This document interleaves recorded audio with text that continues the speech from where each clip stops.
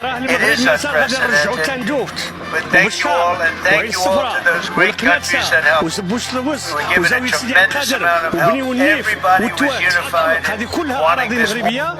So I just want to let you know that this is a very special day, maybe unprecedented in many ways. It is unprecedented, but thank you all, and thank you all to those great countries that helped. We're given a tremendous amount of help. Everybody was unified in wanting this war.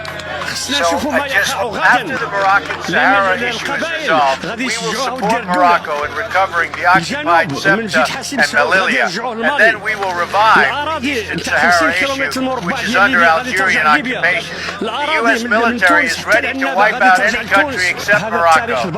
After the Moroccan Sahara issue is resolved, we will support Morocco in recovering the occupied Ceuta and Melilla, and then we will revive the Eastern Sahara issue, which is under Algerian occupation.